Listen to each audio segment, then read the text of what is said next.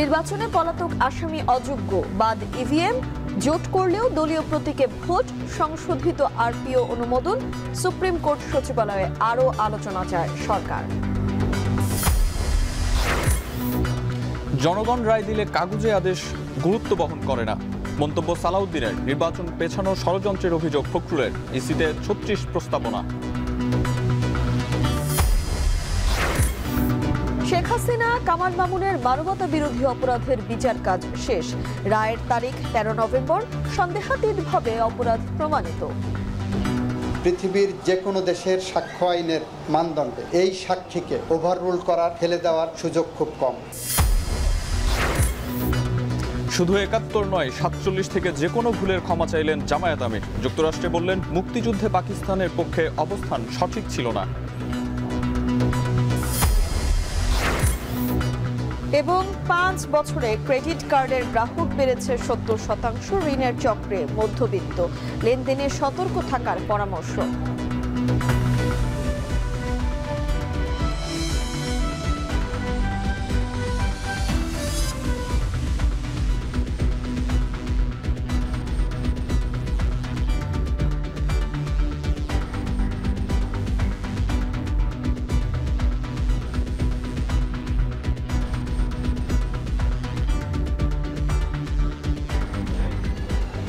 স্বাগত এখন সন্ধ্যায়। পুরো আয়োজনের সঙ্গে আছি আমরা দুজন, আমি আরিফুল ইসলাম সাহাব এবং আমি তানজিলা খানম। পলাতক আসামিরা নির্বাচনে অংশ নিতে পারবেন না, বাদ দেওয়া হয়েছে ইভিএম এবং জোট করলেও দলীয় প্রতীকে ভোট করতে হবে। এসব বিধান যুক্ত করে সংশোধিত আরপিও চূড়ান্ত অনুমোদন দিয়েছে উপদেষ্টা পরিষদ। এছাড়াও আইন শৃঙ্খলা বাহিনীর সংজ্ঞায় যুক্ত করা হয়েছে সশস্ত্র বাহিনীকে। সভায় আরপিও ছাড়াও গৃহকর্মীর কাজকে যুক্ত করে সংশোধিত শ্রম আইনের চূড়ান্ত অনুমোদন দেওয়া হয়েছে। এছাড়া দুদক, জুলাই জাদুঘর সহ আরও ৩টি আইনের নীতিগত অনুমোদন দিয়েছে সরকার। আরও জানাচ্ছেন সানিম মৃধা। গণপ্রতিনিধিত্ব আদেশ বা আরপিও জাতীয় সংসদ নির্বাচনের প্রধান আইন। বিগত আউয়াল কমিশনের বিরুদ্ধে অভিযোগ উঠেছিল, আরপিওতে নানাভাবে কাটছাট করে ইসির ক্ষমতা খর্ব করা হয়েছিল। এবার সেসব জায়গায় সংশোধনী, নতুন যে আরপিও প্রস্তুত করা হয়েছে তাতে ইসির ক্ষমতা বাড়বে বলেই আশা করা হচ্ছে। বিশেষ করে পুরো আসনের ভোট বাতিলের ক্ষমতা দেওয়া হয়েছে নির্বাচন কমিশনকে, যা আগে ছিল কেন্দ্র পর্যন্ত সীমাবদ্ধ। পলাতক আসামিদের নিষিদ্ধ করা হয়েছে নির্বাচনে। বৃহস্পতিবার উপদেষ্টা পরিষদের বৈঠকে অনুমোদন দেওয়া হয় সংশোধিত আরপিওর, যেখানে আইন শৃঙ্খলা বাহিনীর সংজ্ঞায় যুক্ত করা হয়েছে সশস্ত্র বাহিনীকে, বাদ দেওয়া হয়েছে ইভিএম। বিকেলে রাজধানীর ফরেন সার্ভিস একাডেমিতে এই বিষয়ে সংবাদ সম্মেলন করেন আইন উপদেষ্টা। যারা ইলেকশন করবেন তাদের এফিডেভিটের মাধ্যমে দেশি বিদেশি সোর্স থেকে যত আয় আছে, সম্পত্তি আছে, সমস্ত কিছুর বিবরণ দেওয়া হবে, দিতে হবে। এবং এই সমস্ত কিছু আজকে আমাদের মাননীয় প্রধান উপদেষ্টা নির্দেশ দিয়েছেন, নির্বাচনে যারা প্রার্থী থাকবেন ওনাদের দেশি সোর্সে, বিদেশি সোর্সে ইনকাম, সম্পত্তি সমস্ত কিছুর বিবরণ নির্বাচন কমিশনকে দিতে হবে এবং এটা আমরা ওয়েবসাইটে পাবলিক করে দিব। এর বাইরে ভোট গণনার সময় গণমাধ্যমের উপস্থিতির বিধান রাখা হয়েছে চূড়ান্ত আরপিও সংশোধনীতে। জোট করলেও দলীয় প্রতীকে ভোট করতে হবে। যারা ইলেকশনে কাজে ব্যস্ত থাকেন, আমাদের আইন শৃঙ্খলা রক্ষাকারী বাহিনী, প্রিজাইডিং অফিসার বা রিটার্নিং অফিসার, যারা নির্বাচনী কাজে ব্যস্ত থাকেন, লক্ষ লক্ষ মানুষ নির্বাচনী কাজে ব্যস্ত থাকেন, ওনাদের ভোট দেওয়ার স্কোপ ছিল না। আমাদের বিধান করেছি যে পোস্টাল ব্যালটে ওনারা ভোট দিবেন। সুপ্রিম কোর্টের অধীনে আলাদা সচিবালয়ের বিষয়টি এখনো চূড়ান্ত করা হয়নি বলেও জানান আইন উপদেষ্টা। আমাদের জাতীয় ঐক্যমত্য কমিশন আছে, আমাদের বিচার বিভাগীয় সংস্কার কমিশন আছে, আমাদের মাননীয় প্রধান বিচারপতির যে সংস্কার রোডম্যাপ আছে, সব জায়গাতে সুপ্রিম কোর্ট সচিবালয় প্রতিষ্ঠার কথা বলা হয়েছে। আমরা এই আইনটা নীতিগতভাবে অনুমোদন করেছি। এই আইনটা যখন চূড়ান্ত অনুমোদন হয়ে যাবে তখন অধস্তন আদালতের যারা বিচারক আছেন তাদের বদলি, তাদের পদায়ন, তাদের পদোন্নতি, তাদের শৃঙ্খলা সংক্রান্ত সকল ব্যাপার, সকল কিছু সুপ্রিম কোর্টের নিয়ন্ত্রণে চলে যাবে। এছাড়া উপদেষ্টা পরিষদের বৈঠকে গৃহ পরিচারিকার কাজকে শ্রম আইনে অন্তর্ভুক্ত করে সংশোধিত আইন চূড়ান্ত অনুমোদন দেওয়া হয়েছে। এছাড়া জুলাই জাদুঘর আইন, দুর্নীতি দমন কমিশনের নীতিগত অনুমোদন দিয়েছে সরকার। কিছু বিষয়ে যে উচ্চ আদালতের ভূমিকা নিয়েও প্রশ্ন উঠেছে। সানিম মৃধা, এখন ঢাকা। জনগণ রায় দিলে কাগুজে আদেশ খুব গুরুত্ব বহন করে না বলে মন্তব্য করে বিএনপির স্থায়ী কমিটির সদস্য সালাউদ্দিন আহমেদ বলেন, জুলাই সনদে স্বাক্ষরের জন্য একটি দল উপায় খুঁজছে। আরেক অনুষ্ঠানে শামসুজ্জামান দুদু বলেন, নির্বাচন নিয়ে বিএনপি ও জামায়াতকে সতর্ক থাকতে হবে। আর শহীদ জিয়া গ্রন্থের মোড়ক উন্মোচন অনুষ্ঠানে দলটির মহাসচিব অভিযোগ করে বলেন, কোনো দল নির্বাচন পেছানোর চেষ্টা করছে। বিস্তারিত জাওয়াদ মাহমুদের প্রতিবেদনে। এবং এই একটা সেক্টরে ২৪-এর গণ অভ্যুত্থান পরবর্তী সময় থেকে দেশকে ঢেলে সাজানোর উদ্যোগ ও রাষ্ট্র সংস্কার নির্বাচন নিয়ে আলোচনা চলতে থাকে রাজনৈতিক মহল থেকে সর্বত্র, এবং বরাবরই রাষ্ট্র বিনির্মাণের কেন্দ্রে অবস্থান নিয়েছে তরুণরা। তরুণরা কিভাবে দেশের শিক্ষা ও কর্মসংস্থানের জীর্ণ দশা নিয়ে চিন্তিত, সেসব নিয়ে জাতীয় প্রেস ক্লাবে ইউনিভার্সিটি টিচার্স অ্যাসোসিয়েশন অব বাংলাদেশের আলোচনা সভায় অংশ নিয়ে বিএনপির স্থায়ী কমিটির সদস্য সালাউদ্দিন আহমেদ বলেন, একটা দল সনদ স্বাক্ষর করার সুযোগ খুঁজছে। গণভোটের প্রস্তাব বিএনপি বলেও দাবি করেন তিনি। আরও বলেন, জনগণ রায় দিলে কাগুজে আদেশ বা প্রজ্ঞাপন খুব গুরুত্ব বহন করে না। যেভাবেই এই আদেশটা জারি করি না কেন, সেটা তো আলটিমেটলি গণভোটের মাধ্যমে সার্বভৌম জনগণের সম্মতি নিয়েই আইনি ভিত্তি দিতে হবে এবং বাস্তবায়ন করতে হবে। সুতরাং আগে কাগজের মধ্যে আমি প্রজ্ঞাপন লিখলাম নাকি আদেশ লিখলাম নাকি অন্য কিছু লিখলাম, এইটা খুব একটা গুরুত্ব বহন করে না।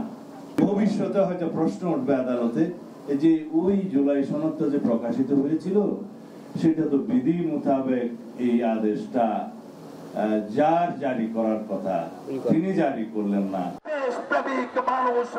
একই সময় প্রেস ক্লাবে আসন্ন নির্বাচনে লেভেল প্লেইং ফিল্ড এবং প্রশাসনে আওয়ামী দোসরদের গ্রেফতারের দাবিতে আয়োজিত নাগরিক সমাবেশে অংশ নিয়ে বিএনপির ভাইস চেয়ারম্যান শামসুজ্জামান দুদু বলেন, নির্বাচন নিয়ে বিএনপি ও জামায়াতকে সতর্ক থাকতে হবে। সুষ্ঠু নির্বাচনের জন্য প্রশাসনে ফ্যাসিবাদের দোসরদের অপসারণ করতে হবে। আমাদের দেশকে রক্ষা করার জন্য, স্বাধীনতা রক্ষা করার জন্য, সার্বভৌমত্ব রক্ষা করার জন্য আমাদের সবাইকে তৈরি থাকতে হবে এবং এমন একটা দলকে বাংলাদেশের আগামী দিনে ক্ষমতায় আনতে হবে যারা পরীক্ষিত, যারা বাংলাদেশে মানুষের কথা দিলে কথা রক্ষা করে। ফ্যাসিস্টরা কোনোভাবেই যেন ফিরে আসা, যারা হত্যাকারী, গণহত্যাকারী, যারা লুটেরা, ওই শেখ হাসিনা যদি আবার ফিরে না আসতে পারে সেই দিকে আমাদের লক্ষ্য রাখতে হবে। এদিকে রাজধানীর ডিপ্লোমা ইঞ্জিনিয়ার্স ইনস্টিটিউটে মহাকালের মহানায়ক শহীদ জিয়া গ্রন্থের মোড়ক উন্মোচন অনুষ্ঠানে বিএনপি মহাসচিব বলেন, কোনো রাজনৈতিক দল নির্বাচন পেছানোর চেষ্টা করছে। এখন 1 বছরের মধ্যে আমরা আমাদের যে অন্তর্বর্তী সরকার আছে তাকে সহযোগিতা দিয়ে আর সহযোগিতা করে আমরা একটা জায়গায় আসার চেষ্টা করছি, একটা নির্বাচন যেন করা যায়। আমি কোন দলকে দোষারোপ করতে চাই না, কোন ব্যক্তিকে দোষারোপ করতে চাই না, কিন্তু হতাশার সঙ্গে লক্ষ্য করি যে কোনো রাজনৈতিক দল নির্বাচন যেন পিছিয়ে যায়, নির্বাচন যেন সঠিকভাবে না হয় তার চেষ্টা করছেন। সামাজিক মাধ্যমে অপপ্রচার চালিয়ে বিএনপিকে ভিলেন বানানোর চেষ্টা করা হচ্ছে বলেও অভিযোগ করেন মির্জা ফখরুল। জাওয়াদ মাহমুদ, এখন, ঢাকা। সুষ্ঠু নির্বাচনে আয়োজনে ইসির সাথে বিএনপির রয়েছে উল্লেখ করে ডক্টর মঈন খান বলেন, নির্বাচন বিষয়ে দৃশ্যমান অগ্রগতি দেখতে চায় বিএনপি। বলেন, এই দাবি কেবল বিএনপির দলীয় স্বার্থে নয়, বরং জাতীয় স্বার্থ সংশ্লিষ্ট বলেই এমনটা চান তারা। নির্বাচন কমিশন ভবনে সিএসের সঙ্গে বৈঠক শেষে বিতর্কিত কর্মকর্তারা কোনোভাবেই যেন দায়িত্বে না থাকতে পারে সে বিষয়ে ইসিকে কঠোর হওয়ার আহ্বান জানান তিনি। একই দিন বিকেলে সিএসের সাথে সাক্ষাৎ করেন নবনিযুক্ত জার্মান রাষ্ট্রদূত। আরও জানাচ্ছেন মিয়া আমিরুল। রাষ্ট্রকাঠামো মেরামতের বিষয়ে ঐকমত্য কমিশনে একের পর এক আলাপে রাজনৈতিক দলগুলো জুলাই সনদের মাধ্যমে একক সিলেবাসে আসলেও তা বাস্তবায়ন নিয়ে জটিলতা কাটেনি। তাই তো গণ অভ্যুত্থান পরবর্তী আসন্ন সংসদ নির্বাচন সুষ্ঠু ও নিরপেক্ষ করতে মাঠ প্রশাসন ঢেলে সাজানো, দলীয় কর্মকর্তাদের মাঠ প্রশাসনে না রাখা ও গণভোটের বিষয়ে দলটির অবস্থান সহ প্রধান নির্বাচন কমিশনারের কাছে 36 প্রস্তাবনা নিয়ে ইসিতে বিএনপির প্রতিনিধি দল। বৈঠক শেষে দলটির স্থায়ী কমিটির সদস্য মঈন খান বলেন, সুষ্ঠু নির্বাচনের বিষয়ে দৃশ্যমান অগ্রগতি দেখতে চায় বিএনপি। তাদের সঙ্গে অত্যন্ত সৌহার্দ্যপূর্ণ পরিবেশে আমরা আলাপ করেছি। আমি এখানে আনন্দের সঙ্গে বলছি, আমরা যে কথাগুলো এখানে আলোচনা করতে এসেছিলাম এই প্রশ্নগুলো কিন্তু নির্বাচন কমিশন নিজেদেরও প্রশ্ন। তারাও কিন্তু এক বাক্যে একটি কথা বলেছেন যে তারা দৃঢ় প্রতিজ্ঞ, তারা একটি সুষ্ঠু নিরপেক্ষ নির্বাচন করবে এবং আমরাও বলেছি যে আমরা সেটাই চাই। এই মতৈক্য আজকের আমরা প্রতিষ্ঠা করেছি এবং এটা আমি বিশ্বাস করি এই দেশের জন্য কল্যাণকর হবে। গ্রহণযোগ্য নির্বাচন আয়োজনে এসব দাবি শুধুমাত্র বিএনপির দলীয় স্বার্থে নয়, এমনটি উল্লেখ করে জাতীয় স্বার্থ সংশ্লিষ্ট বলে মত তার। আজকে আমরা যে অবস্থায় উপনীত হয়েছি সেই পরিবর্তন আমরা চাই, যে পরিবর্তনের মাধ্যমে এদেশের 18 কোটি মানুষ একটি গণতান্ত্রিক পরিবেশে তারা নির্ভয়ে বসবাস করতে পারবে। এ সময় বিগত দিন নির্বাচনের নামে প্রহসন হয়েছে উল্লেখ করে ইসিকে সতর্ক থাকার আহ্বান জানায় বিএনপি। একই দিন বিকেলে সিইসির সাথে সাক্ষাৎ করেন বাংলাদেশে নিযুক্ত জার্মান রাষ্ট্রদূত রুডিগার লোর্স। এ সময় ইসির সাথে ফলপ্রসূ আলোচনার কথা জানান তিনি। 27 million people allowed to vote, to express their democratic will. And with that, the country has a chance to join back into the League of Democratic Nations in Asia and in the world. So it's an enormously important step, not only for the country, but regionally and for democracy in the world. গণতান্ত্রিক উত্তরণের জন্য বাংলাদেশে সুষ্ঠু নির্বাচন দরকার বলে মত German রাষ্ট্রদূতের। মিয়া আমিরুল, এখন, ঢাকা। তত্ত্বাবধায়ক সরকার ব্যবস্থা ফেরাতে আপিলের পরবর্তী শুনানি 28 অক্টোবর। তৃতীয় দিনের শুনানি শেষে প্রধান বিচারপতি সৈয়দ রেফাত আহমেদের নেতৃত্বে আপিল বিভাগের 7 সদস্যের বেঞ্চ এই আদেশ দেন। সকালে তত্ত্বাবধায়ক সরকার ব্যবস্থা ফেরাতে তৃতীয় দিনের মতো আপিলের শুনানি হয়। পরে আইনজীবী শিশির মনির বলেন, তত্ত্বাবধায়ক সরকার ব্যবস্থা বাতিল ছিল, অবৈধ।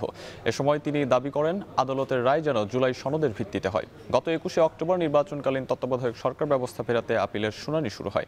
আর গত 27 আগস্ট তত্ত্বাবধায়ক সরকার ব্যবস্থা বাতিলের রায় পুনর্বিবেচনা চেয়ে করা আবেদনের শুনানি শেষে আপিলের অনুমতি দেওয়া হয়।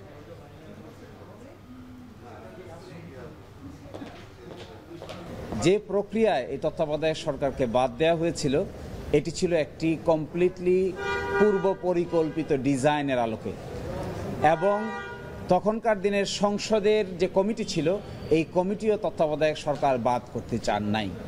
এক ব্যক্তির ইচ্ছায় এই তত্ত্বাবধায়ক সরকারকে বাদ করে বাংলাদেশে একটি ডিকটেটর বা একনায়কতান্ত্রিক শাসন ব্যবস্থার জন্ম হয়েছিল।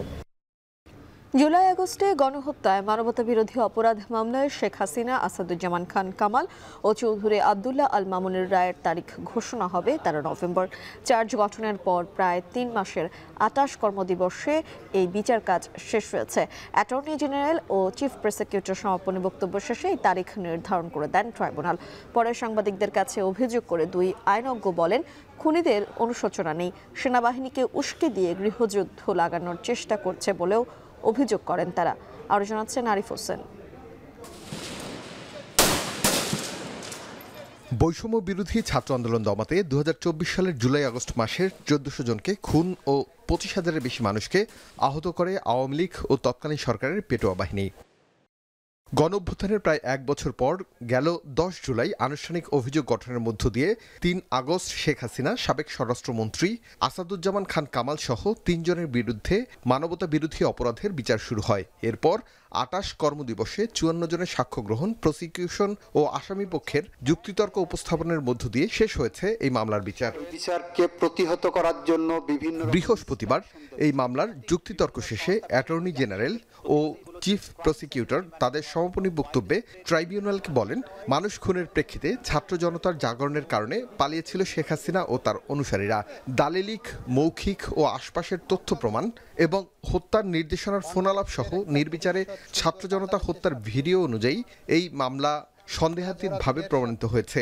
বিশ্বের যে কোনো দেশের আদালতে এই বিচার প্রশ্নবিদ্ধ হবে না।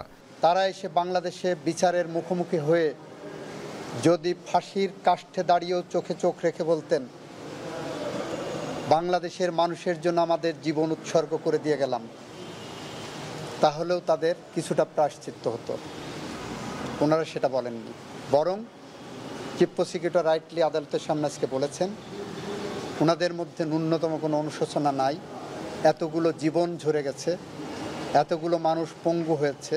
এই মামলায় যে সাক্ষ্য উপস্থাপিত হয়েছে পৃথিবীর যে কোনো দেশের সাক্ষ্য আইনের মানদণ্ডে, এই সাক্ষীকে ওভাররুল করার, ফেলে দেওয়ার সুযোগ খুব কম।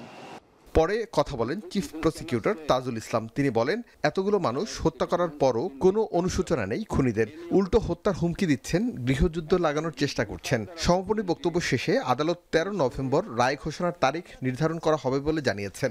যে যারা এখানে আসামি ছিলেন তাদের পরবর্তী আচরণ, তাদের মধ্যে কোনো অনুশোচনা নেই। এতগুলো মানুষ হত্যার পরে এইভাবে গণহত্যা চালানো, যদিও আন্তর্জাতিক আইনের গণহত্যা না, মাস কিলিংয়ের মাধ্যমে বাংলাদেশে যে পরিবেশ তৈরি করা হয়েছিল, যেভাবে তিনি এত সংখ্যক মানুষকে আহত করেছেন, অঙ্গহানি করেছেন, বাংলাদেশকে বদ্ধভূমিতে পরিণত করেছিলেন, তার জন্য তার কোনো অনুশোচনা নেই। উল্টো তিনি সোশ্যাল মিডিয়ায় নানানভাবে হুমকি দিচ্ছেন, যারা মামলা করেছে, যারা সাক্ষী দিয়েছে, তাদেরকে হত্যা করার জন্য, তাদের বাড়িঘর জ্বালিয়ে দেওয়ার জন্য হুমকি দিচ্ছেন।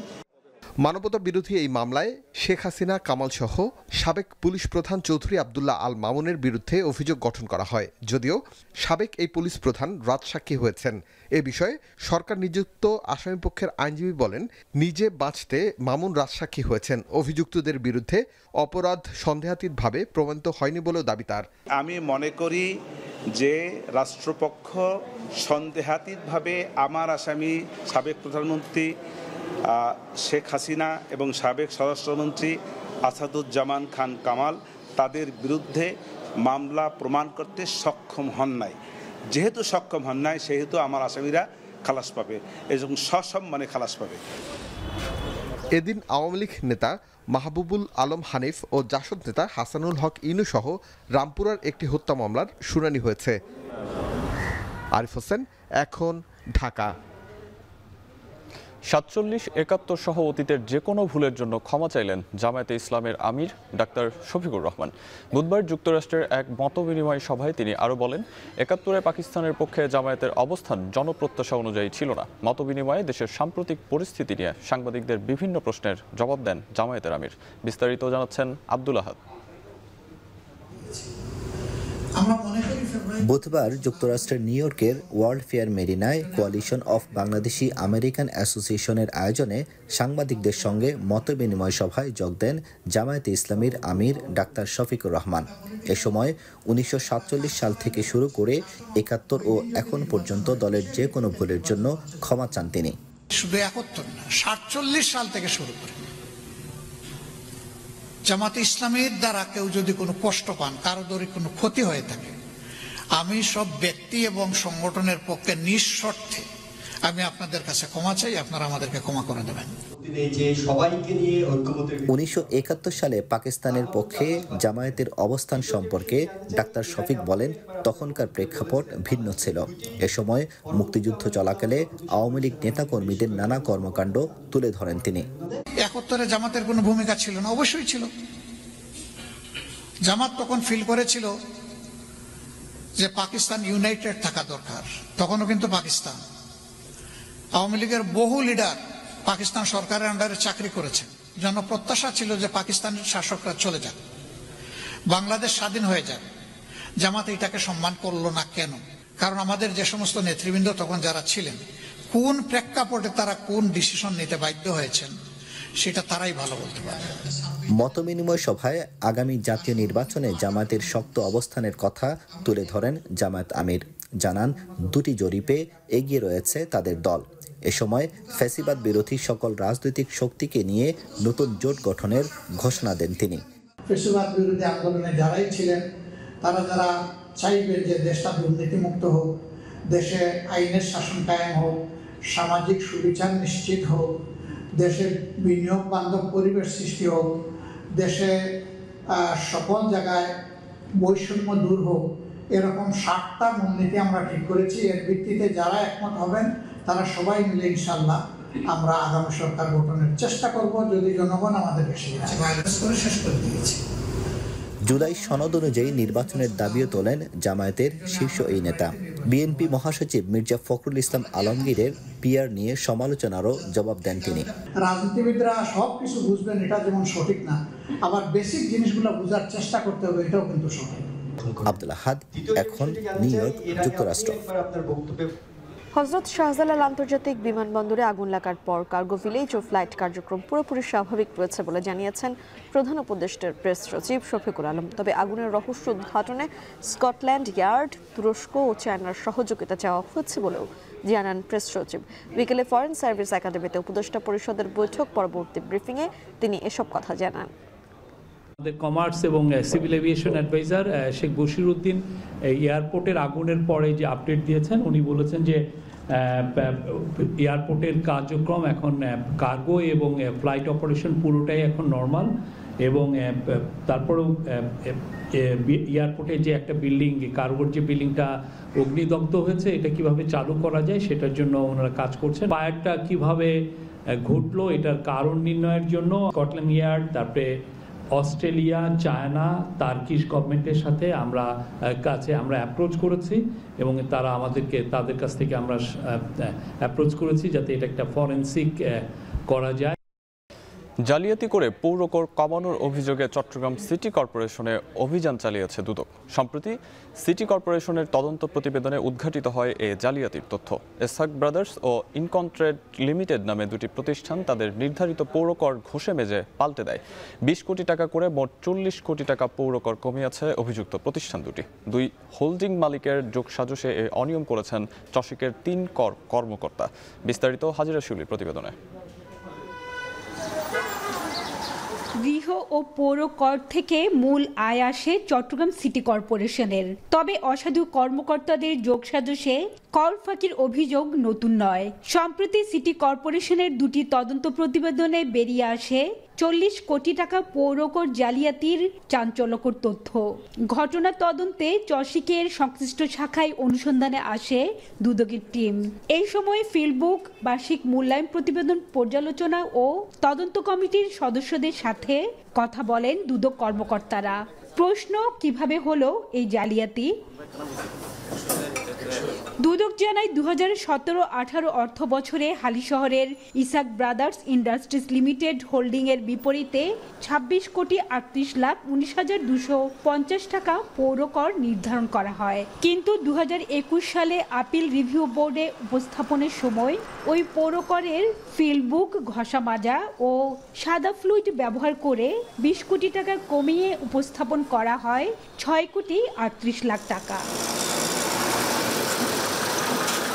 একই কেরামতিতে পতিঙ্গার ইনকন্ট্রেড লিমিটেডের 25,67,00,000 টাকার কর হয়ে যায় 5,67,00,000 টাকা। রিভিউ বোর্ডে আরও কমিয়ে উপস্থাপন করা হয় 57,00,000 টাকা। সিটি কর্পোরেশনের ওইটা শিডিউলভুক্ত অপরাধ না, যেহেতু হচ্ছে যে সিটি কর্পোরেশন হয়তো বা ওনাদেরকে বা এটা করতে পারে, ব্ল্যাক লিস্টেড করতে পারে, বাট যেহেতু উনি বেনিফিশিয়ারি হয়েছে তখন এটা দুদকের, যেহেতু শিডিউলভুক্ত অপরাধ দুদকের মতো কাজ করে, তখন এখানে বেনিফিশিয়ারি সহ কর্মকর্তারাও আসবে।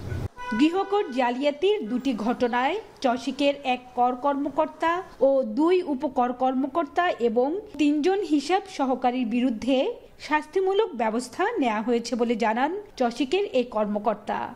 ওদের একজনের ছিল 25 কোটি, আরেকজন 26 কোটি। এটাকে অ্যাসেসমেন্টকে কিন্তু ডিভিলেশন করে একদম 2 কোটি আর 58 লাখে নিয়ে গেছে। তা আমরা এখানে একটা বড় রকম রাজস্ব হারিয়েছি। আমরা প্রধান রাজস্ব কর্মকর্তাকে গতকালই চিঠি দিয়েছি আমরা, যে আবার ওই 25 কোটি এবং 26 কোটি করেই ওইটাকে ট্যাক্সের বিষয়টা নিষ্পত্তি করে এবং যেটা বকেয়া আছে সেই বকেয়া যেন তারা ওখান থেকে আদায় করে আর কি, সেই চিঠিও আমরা রাজস্ব কর্মকর্তাকে দিয়েছি। 2024-25 অর্থ বছরে 9টি খাত থেকে চসিক রাজস্ব আদায় করেছে 456,68,00,000 টাকা। এর মধ্যে হোল্ডিং ট্যাক্স থেকে আয় হয়েছে 309,28,00,000 টাকা। এক্ষেত্রে অন্যান্য শাখায় দুর্নীতি রোধে বিভাগীয় প্রধানদের কঠোর নজরদারির নির্দেশনা দিয়েছেন মেয়র। হাজারে শিউলি, এখন চট্টগ্রাম। সাংবাদিক দম্পতি সাগর রুনি হত্যা মামলায় তদন্ত প্রতিবেদন দিতে আরও 6 মাস সময় চেয়েছে টাস্কফোর্স, যা মঞ্জুর করেছেন আদালত। তবে 6 মাসের সময় চাওয়াটা অযৌক্তিক মন্তব্য করেছেন এই হত্যা মামলার বাদী পক্ষের আইনজীবী শিশির মনির। দুপুরে হাইকোর্টের অ্যানেক্স ভবনের সামনে এক প্রেস ব্রিফিংয়ে তিনি বলেন, বিচারটি দীর্ঘসূত্রতার কারণে অনিশ্চয়তার দিকে যাচ্ছে। গুরুত্বপূর্ণ মামলা বিবেচনা করে টাস্কফোর্স দ্রুত সময়ের মধ্যে আদালতে রিপোর্ট জমা দেবেন বলেও প্রত্যাশা জানান তিনি। এদিকে তত্ত্বাবধায়ক সরকার ব্যবস্থা বাতিলের রায়ের বিরুদ্ধে আপিলের পরবর্তী শুনানি 28 অক্টোবর বলে জানান আইনজীবী শিশির মনির। এ সময় তিনি দাবি করেন আদালত যে রায় দেবে তা যেন জুলাই সনদের ভিত্তিতে হয়। এই আপিলের পক্ষে 14 জন বিচারকের মধ্যে 10 জনই তত্ত্বাবধায়কের পক্ষে মত দিয়েছেন। আশা করব আর কোনো সময় চাইবেন না। আর রাষ্ট্রপক্ষের কাছে আমরা আশা করেছিলাম যে দ্রুতই এটার একটা সমাধান করে দিবেন। আমি এক্সপেক্ট করব রাষ্ট্রপক্ষ খুব গুরুত্বপূর্ণ মামলা হিসাবে সিরিয়াসলি নেবেন এবং নিয়ে এর রহস্য উন্মোচন করে আদালতে দ্রুত তার রিপোর্ট সাবমিট করবেন। অন্যথায় আরও যদি দীর্ঘসূত্রিতা হয় তাহলে সকলের মধ্যে একটা হতাশার জন্ম হচ্ছে, ফ্রাস্ট্রেশনের জন্ম হচ্ছে, অনিশ্চয়তার জন্ম হচ্ছে এবং পরিবারের মধ্যেও এটা একটা নেগেটিভ ইম্প্যাক্ট ক্রিয়েট হচ্ছে, নাগরিকদের মধ্যেও নেগেটিভ ইম্প্যাক্ট ক্রিয়েট হচ্ছে। সীমাবদ্ধ আয়ে মাস চালাতে মধ্যবিত্ত পরিবারের নানা টান পড়েন। স্বাদ ও সাধ্যের মিলন ঘটাতে নিকটজন কিংবা ব্যাংক থেকে ঋণ নেওয়ার চেয়ে তারা ঝুঁকছেন ক্রেডিট কার্ড ব্যবহারের দিকে। তবে এর মাধ্যমে বাকিতে পণ্য কেনার সুযোগ নিতে গিয়ে অনেকে অজান্তেই জড়িয়ে পড়ছেন ঋণের চক্রে। যদিও এই দায় বেহিসাবি গ্রাহকেরই, বললেন কেন্দ্রীয় ব্যাংকের মুখপাত্র। আরও জানাচ্ছেন হোসেন জাহিদ। সিমেন্ট, পাথরকুচি, বালি আর পানির কত অনুপাত হলে গড়ে উঠবে নিখুঁত কংক্রিট, সেই হিসাব মেলাতে ব্যস্ত নির্মাণ ব্যবসায়ী জাহিদ হুসাইন। তবে মনোযোগ কেড়ে নেয় মুঠোফোনে আসা একটি খুদে বার্তা। ক্রেডিট কার্ডে দেনা থাকা সব অর্থ মাসের শুরুতে শোধ করলেও এদিন আবার ৮,০০০ টাকা কেটে রাখার ব্যাখ্যা পাচ্ছেন না তিনি। চলতি মাসের শেষ কটা দিন চলতে হবে অন্য আরেকটি ক্রেডিট কার্ডের ওপর ভরসা করে। আমাদের মাঝে মধ্যে সার্ভিস চার্জ কাটে বিভিন্ন ক্ষেত্রে, আমরা অ্যাজ ইউজুয়াল আমরা বুঝতেও পারি না। আমরা মাঝে মধ্যে দেশের বাইরে যাই, দেশে এসে দেখছি আমার কারণ ছাড়াই অনেক ব্যালেন্সে বিভিন্ন চার্জ কেটে নিয়েছে, যার কারণে আমরা এগুলো মেনে নিতেও পারি না। ব্যাংকের সাথে কথা বললে আমরা সদ উত্তরও পাই না এবং ঋণের ঝুঁকিটাও বেশি থাকে। আপনার চক্রবৃদ্ধি হারে এটা ডে বাই ডে বাড়তে থাকে। যদি আপনি পরিশোধ না করতে পারেন তাহলে অবশ্যই এটা আপনার জন্য অনেক হার্মফুল। 2020 সালের মার্চ পর্যন্ত দেশে ক্রেডিট কার্ডের সংখ্যা ছিল প্রায় 15.5 লাখ। 5 বছরের ব্যবধানে যা এখন 26.5 লাখ ছাড়িয়েছে। অর্থাৎ এই সময়ে ক্রেডিট কার্ডের গ্রাহক বেড়েছে 69%। লেনদেন দাঁড়িয়েছে 1100 কোটি টাকা থেকে 3100 কোটি টাকা। ক্রমবর্ধমান এই গ্রাহকের অনেকেই নিজের অজান্তেই চক্রাকার এক ঋণের জালে আটকে যাচ্ছেন। কেউ কেউ এক ব্যাংকের ক্রেডিট কার্ডের দেনা শোধ করতে অন্য ব্যাংক থেকে ফের ক্রেডিট কার্ড নিচ্ছেন। এখন বের হতে পারছেন না এই চক্কর থেকে। আমি মাসে কত টাকা এক্সট্রা ইন্টারেস্ট দিচ্ছি এতে, এটা আমার ইনফিউসার দেখা গেলো আমি 40,000 টাকার জন্য আমি 1 বছর পরে দেখলাম আমি ওকে 20,000 টাকা অতিরিক্ত দিয়ে দিয়েছি। যেটা হলো আমি যদি এই টাকাটা অতিরিক্ত খরচ না করতাম, আমি তো এটা লিমিটের মধ্যে থাকতাম, তাহলে হয়তো আমার জন্য এটা একটা হ্যাসেল হইতো না। আপনি বাকি খাওয়ার সিস্টেমের মতো, আপনি একটা দোকান থেকে বাকি খেলেন, বাকি খাওয়ার পরে আপনি সামনের মাসে দিবেন। এখন আপনি সামনের মাসে সেই লোকটাকে দিলেন না, দোকানদার আপনাকে হয়তো বা তাগেদা দিবে, কিন্তু ব্যাংক তো আপনাকে তাগেদা দেবে না, ব্যাংক আপনাকে ইন্টারেস্ট চার্জ করবে। এইটা হলো আপনার সমস্যা। ক্রেডিট কার্ড দেওয়া হয় ঋণ পরিশোধের সক্ষমতা যাচাই করেই। তবে কোনো গ্রাহক ঋণের জালে আটকালে দায়টা সেই বেহিসেবি গ্রাহকেরই, এমন অভিমত বাংলাদেশ ব্যাংকের। কেন অধিক সুদ হারে ঋণ গ্রহণ করি? কারণ এটা আমাদেরকে সীমিত আকারের তাৎক্ষণিক ঋণের অর্থের চাহিদা পূরণ করে থাকে। অর্থাৎ আমরা যদি ক্রেডিট কার্ড নির্ভরশীলতা বজায় রেখে আবার ক্রেডিট কার্ডের মাধ্যমে জীবনটাকে নতুন করে ঋণের বোঝার মধ্যে আবদ্ধ করতে না চাই, তবে আমাদেরকে প্রুডেন্টলি ক্রেডিট কার্ড ব্যবহার করতে হবে। মুদিখানার বাজার সদাই করতে সবচেয়ে বেশি ব্যয় করেন ক্রেডিট কার্ড ব্যবহারকারীরা। এরপর আসে খুচরা সেবাদানকারী প্রতিষ্ঠান, পরিবহন, ব্যবসা ক্ষেত্রে। ভোগমূলক কাজে ব্যবহার করলে ক্রেডিট কার্ড নির্ভর জীবন থেকে মধ্যবিত্তের মুক্তি নেই বলে অভিমত এই অর্থনীতিবিদের। ক্রেডিট কার্ডের যে লিমিট দেওয়া হয়, it's a kind of micro credit. Micro ক্রেডিটেও দীর্ঘদিন যাবৎ যখন মাইক্রো ক্রেডিটে ইনভলভ থাকে তখন কিন্তু দারিদ্রতা থেকে বের হতে পারে না। আমাদের সেই প্রমাণ রয়েছে। একইভাবে দেখবেন ক্রেডিট কার্ড, ক্রেডিটের মূল লক্ষ্য হচ্ছে ইউটিলাইজেশন। অর্থনীতিতে ক্রেডিট কোনো মতে নেগেটিভ কোনো কিছু না, মানুষকে এটা কাইন্ড অফ অ্যাসিস্ট্যান্স আপনাকে বুস্ট আপ করার জন্য। অতএব আপনি ইউটিলাইজেশন অফ রিসোর্সেস কীভাবে করছেন তার উপরে বেসিক্যালি নির্ভর করে। বাংলাদেশে ক্রেডিট কার্ডের প্রচলন 1997 সালে। বর্তমানে প্রায় 40টি ব্যাংক এই সেবা দিচ্ছে। ক্রেডিট কার্ড নির্ভর মধ্যবিত্ত জীবনে রবীন্দ্রনাথ ঠাকুরের একটি কবিতা 2টি চরণ বাস্তব হিসেবে ধরা দিয়েছে, যেখানে বলা আছে, শুধু বিকে 2 আছে মোর ভুই, আর সব গেছে ঋণে, বাবু কহিলেন বুঝেছ উপেন, ও জমি লইব কিনে। একালের জমিদার হিসেবে আবির্ভাব হওয়া এই ক্রেডিট কার্ডের ঋণ নির্ভর জীবন থেকে মুক্তি পেতে অনেক মধ্যবিত্তই প্রশ্ন করছেন, তবে মিলছে না তার উত্তর। হোসেন জাহিদ, এখন ঢাকা। দেশে প্রথমবার বিনামূল্যে টাইফয়েডের টিকা দেওয়া হচ্ছে। মাস জুড়ে চলবে টিকা কর্মসূচি। তবে এই কর্মসূচি চলার শুরুতেই টিকার কার্যকারিতা ও পার্শ্ব প্রতিক্রিয়া নিয়ে নানা ছড়ানো হচ্ছে গুজব। কেউ কেউ পরিকল্পিতভাবে জনমনে ছড়াচ্ছে বিভ্রান্তি। বিশেষজ্ঞরা বলছেন কোনোভাবেই এই টিকা শিশুদের জন্য ক্ষতিকর নয়, বরং এটি দিলে শিশুরা স্বাস্থ্য সুরক্ষা এবং দীর্ঘমেয়াদী সুফল পাবে। বিস্তারিত প্রতিবেদনে। দেশে প্রথমবারের মতো শিশুদের বিনামূল্যে টাইফয়েডের টিকা দেয়া হচ্ছে। মাস জুড়ে চলবে এই টিকাদান কর্মসূচি। আওতায় আসবে 9 থেকে 15 বছর বয়সী শিশু কিশোর। গত 12 অক্টোবর নিবন্ধনের মাধ্যমে টিকা কার্যক্রম শুরু করে সরকার। তবে টাইফয়েডের টিকা নিয়ে ছড়ানো হচ্ছে গুজব। এ টিকা গ্রহণে মেয়েরা ভবিষ্যতে মা হতে পারবেন না, ছেলে শিশুরা হারাবেন পুরুষত্ব। এই টিকার পেছনে রয়েছে বৈশ্বিক বাণিজ্য। বাংলাদেশের মতো দেশকে টার্গেট করে শিশুদের গিনিপিগ বানানো হচ্ছে। এসব গুজবে ছয়লাভ সামাজিক যোগাযোগ মাধ্যম, যার প্রভাবে অভিভাবকরা পড়েছেন চরম বিভ্রান্তিতে। বৃহস্পতিবার সিরডাপ মিলনায়তনে টাইফয়েডের টিকাদান কর্মসূচি নিয়ে গোলটেবিল বৈঠকে এসব বিষয় উঠে আসে। স্বাস্থ্য ও পরিবার কল্যাণ মন্ত্রণালয়ের বিশেষ সহকারী ডাক্তার মোহাম্মদ সাইদুর রহমান বলেন, টিকা নিয়ে বিশ্বজুড়ে একটা মহলের আপত্তি নতুন কিছু নয়। বাংলাদেশে ঘনবসতি এবং দূষণের কারণে টাইফয়েডের টিকা দেয়া প্রয়োজন। দেশে 2021 সালে 4,78,000 মানুষ টাইফয়েডে আক্রান্ত হয়। এর মধ্যে 8,000 মানুষ মারা যায়, যাদের 68% শিশু। বাংলাদেশে টাইফয়েডের বার্ডেন আশেপাশের এবং পৃথিবীর প্রায় অধিকাংশ দেশের চেয়ে অনেক বেশি। এটা নিরাপদ কিনা, এটা নিরাপত্তা বড় ধরনের গবেষণার মাধ্যমে প্রমাণিত হয়েছে। এটার স্ট্রং অ্যান্টিবডি প্রোডাকশন 97% এবং এটা প্রোটেক্টিভ অ্যান্টিবডি করে শতকরা 90% ক্ষেত্রে। স্বাস্থ্য অধিদপ্তরের মহাপরিচালক বলেন, উদ্দেশ্যমূলক গুজব ছড়ানোদের বিরুদ্ধে ব্যবস্থা নেওয়া হচ্ছে। যত টিকা দেওয়া হয় এর নিরাপত্তা নিশ্চয়তা না করে কোনো ধরনের কোনো টিকা দেয়নি বাংলাদেশ।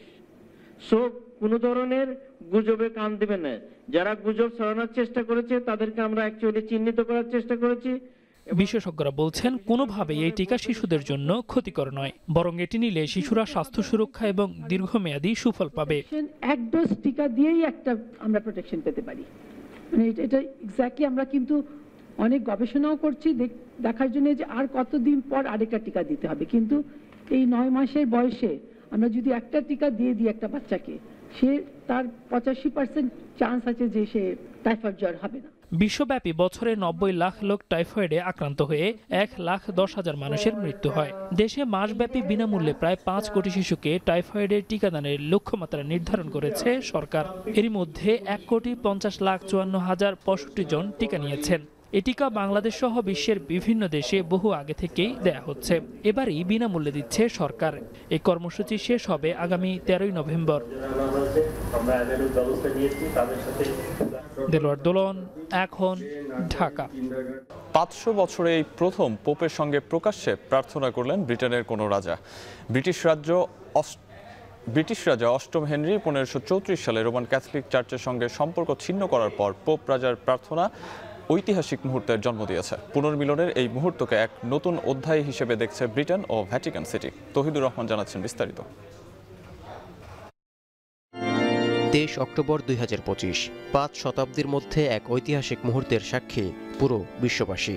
সাক্ষাৎ ও একসঙ্গে প্রার্থনা করে ইতিহাসের পাতায় দিনটি বিশেষ করে তুলেছেন ব্রিটেনের রাজা তৃতীয় চার্লস ও পোপ চতুর্দশ লিও। ব্রিটিশ রাজা অষ্টম হেনরি 1534 সালে রোমান ক্যাথলিক চার্চের সঙ্গে সম্পর্ক ছিন্ন করার পর প্রথমবারের মতো ব্রিটেনের রাজা ও পোপ একসঙ্গে প্রার্থনা করায় দিনটি ঐতিহাসিক হিসেবে বর্ণনা করেছে বাকিংহাম প্যালেস ও ভ্যাটিকান সিটি। বৃহস্পতিবার দুপুরে ভ্যাটিকানের সিস্টিন চ্যাপেলে ছিল ঐতিহাসিক এই ধর্মীয় প্রার্থনার আয়োজন, যেখানে রানী ক্যামিলাকে সঙ্গে নিয়ে পোপের সঙ্গে প্রকাশ্যে প্রার্থনা করেছেন রাজা তৃতীয় চার্লস। 500 বছর পর ঐতিহাসিক এই প্রার্থনা যৌথভাবে পরিচালনা করেছেন পোপ চতুর্দশ লিও এবং ব্রিটেনের ইয়র্ক শহরের আর্চবিশপ। এর আগে বুধবার রানী ক্যামিলাকে সঙ্গে নিয়ে রোমে পৌঁছান 76 বছর বয়সী রাজা তৃতীয় চার্লস। এ সময় ভ্যাটিকানের রাজকীয় সংবর্ধনা দেয়া হয় ব্রিটেনের রাজা রানীকে। বৃহস্পতিবার স্থানীয় সময় সকাল 10:45 ভ্যাটিকানের অ্যাপোস্টলিক প্রাসাদে পৌঁছান রাজ পরিবারের সদস্যরা। সেখানে পোপ লিওর সঙ্গে রাজা ও রানীর একান্ত বৈঠক হয়। দীর্ঘ 5 শতাব্দী পর ব্রিটেন ও ভ্যাটিকানের ঐতিহাসিক এই পুনর্মিলন মুহূর্ত দুদেশের মধ্যকার সম্পর্কের এক নতুন অধ্যায় হিসেবে দেখা হচ্ছে। তৌহিদুর রহমান, এখন বিশ্ব। লিটন দাসকে অধিনায়ক করে ওয়েস্ট ইন্ডিজের বিপক্ষে আসন্ন 3 ম্যাচের টি-20 সিরিজের জন্য প্রথম 2 ম্যাচের জন্য স্কোয়াড ঘোষণা করেছে বিসিবি। এশিয়া কাপে ভারত ম্যাচের আগে ইনজুরিতে পড়েন নিয়মিত অধিনায়ক লিটন দাস। চোটের কারণে খেলতে পারেননি আফগান সিরিজও, ছিলেন না ওয়েস্ট ইন্ডিজের বিপক্ষে ওয়ানডে সিরিজেও। তবে চট্টগ্রামে আসন্ন টি-20 সিরিজ দিয়ে ফিরছেন তিনি। সবশেষ আফগানদের বিপক্ষে খেলা টি-20 সিরিজ থেকে বাদ পড়েছেন অলরাউন্ডার সাইফুদ্দিন। এছাড়া ক্যারিবিয়ানদের বিপক্ষে স্কোয়াডে নেই কোনো চমক। চট্টগ্রামে বীরশ্রেষ্ঠ শহীদ ফ্লাইট লেফটেন্যান্ট মতিউর রহমান স্টেডিয়ামে ম্যাচগুলো অনুষ্ঠিত হবে 27, 29 ও 31 অক্টোবর।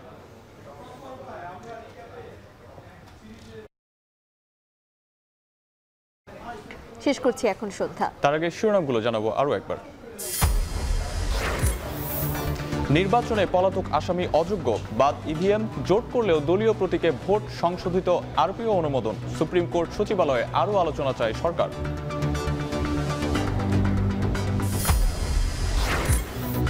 জনগণ রায় দিলে কাগজে আদেশ গুরুত্ব বহন করে না, মন্তব্য সালাউদ্দিনের। নির্বাচন পেছানোর ষড়যন্ত্রের অভিযোগ ফখরুলের, ইসিতে 36 প্রস্তাবনা। শেখ হাসিনা কামাল মামুনের মানবতা বিরোধী অপরাধের বিচার কাজ শেষ। রায়ের তারিখ 13 নভেম্বর। সন্দেহাতীতভাবে অপরাধ প্রমাণিত। পৃথিবীর যে কোনো দেশের সাক্ষ্য আইনের মানদণ্ডে এই সাক্ষীকে ওভাররুল করার, ফেলে দেওয়ার সুযোগ খুব কম। শুধু 71 নয়, 47 থেকে যে কোনো ভুলের ক্ষমা চাইলেন জামায়াত আমির। যুক্তরাষ্ট্রে বললেন, মুক্তিযুদ্ধে পাকিস্তানের পক্ষে অবস্থান সঠিক ছিল না। এই ছিল এখন সন্ধ্যা। এখন টেলিভিশন ওয়েবসাইটে দেখতে ভিজিট করুন এখন.tv। এছাড়াও ফেসবুকে দেখতে ভিজিট করুন facebook.com/tv.এখন এবং ইউটিউবে দেখতে ভিজিট করুন youtube.com/c/echontv।